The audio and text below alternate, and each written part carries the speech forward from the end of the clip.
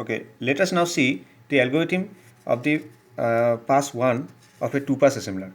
So at first, the first step is location counter is set to 0, that is it will point to the first instruction of your program. Then pull tab pointer is set to 1, so it will point to the first entry in the pull tab table. So this is your pull tab table. So pulls, all the literal pulls are maintained here, the index of the literal pulls are maintained here actually. So it will point to the first entry of the literal pull table, and pull tab pointer, the first entry of the pull tab is made to 1, that is initially it will be 1, yes it is 1, and literal tab, and the literal tab pointer is pointing having a value 1. Okay, so while we get you do not find that AND statement, that is we do not encounter the AND statement, we will follow these steps. So if a label is found in your program, then this label is equal to symbol in the label field. That means this label is a variable which will contain the symbol in the label field. Then enter this label and the location counter value in the symbol table. That means enter the label and the location counter value in the symbol table. Okay, so if an literal origin statement is found, then process literals, that means literal tab and pull tab pointer, that means pull tab pointer will contain this one, pull tab pointer. So pull tab pointer was initially 1, and then pull tab pointer, that means #1. #1, that means this part is converted to #1. Then literal tab #1 means this literal, that means the first literal, equal to 5. So this whole thing will be equal to 5. So in this way, up to the literal tab pointer -1, that means up to the end of the literal table, that means all the literals will be allocated the memory, and put the addresses in the address field. Update the location counter accordingly. That means put the addresses of each and every literals and update the location counter accordingly. Okay, so if if one entries have been made, so the location counter will point to the now next address. So after allocating memory for say this literal, it will location counter should point to the next instruction. So and pull tab pointer is incremented, that means this pull tab pointer will point to the next entry in the pull table, and pull tab pointer is equal to literal table pointer. Then literal table pointer means the literal tab pointer means literal tab pointer, that means it will enter the value 3 or 2, whatever it is, it will be entered. So this is done. So if a start statement or an origin statement is found, then location counter will point to the value specified in the operand field. So if the assembler finds a start statement, then this operand value 200 will be assigned to location counter. That means location counter will have the value 200. Okay, so now if an EQU statement is found, then this address is value of the address specification. So you can see this is a EQU statement, so this back will be assigned a address of loop. So this address is equal to value of the address specification. Correct the symbol table entry for this level. That means we found a new symbol, that is back. The back should be, and this symbol should be entered into the symbol table, and the loop, that means the address of loop will be assigned here. So if address of loop is 202, it will be assigned 202 for the back symbol also. So this is done. Correct the symbol table entry for this level. This level is equal to this level, and this address is entered into the symbol table. So your step number E, if a declaration statement is found, that means declaration statement means DC or DS statement is found, then code is equal to code of the declaration statement. Okay, so the code required to do the declaration of a variable should be assigned to the code variable, and the size, that means size equal to size of the memory area required by the DC and DS statement. So here in case in case of say suppose B, this symbol B, we are allocating a memory space of 1 byte. Okay, so accordingly the size of the memory area is stored in a variable size. Then location counter is incremented to location counter plus size, so that the location counter will point to the next instruction now. So if here in case here it is size 1, so location counter will point to the next address 218, then 219, it will point to the 219. If it is 10, then at 10 that means 229, that means it is 22.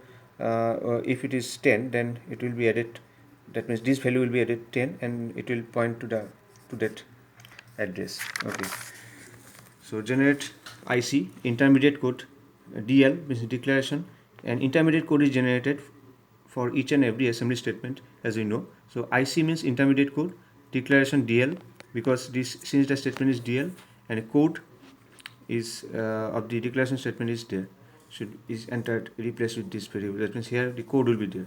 So if an imperative statement is found, then code is equal to machine of code from the operation table. So if an imperative statement is in like move bar, move m, so suppose this one move m, it is imperative statement.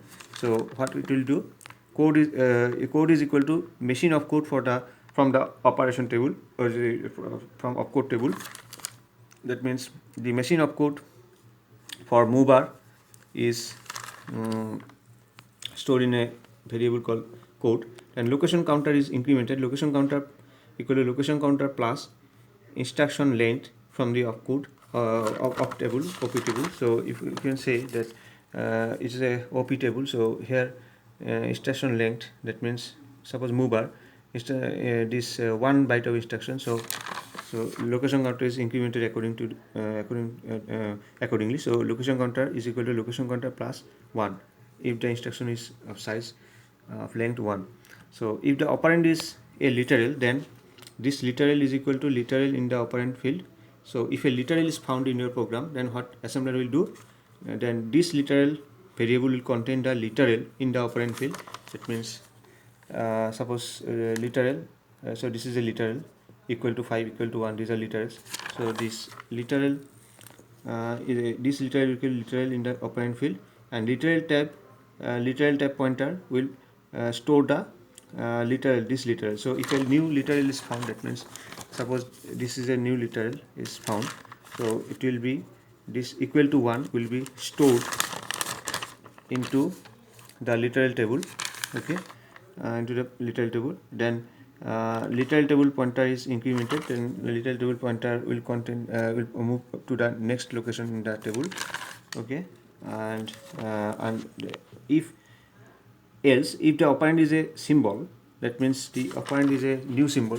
Say suppose A, when the assembler reads your program up to this point, so A is a new symbol.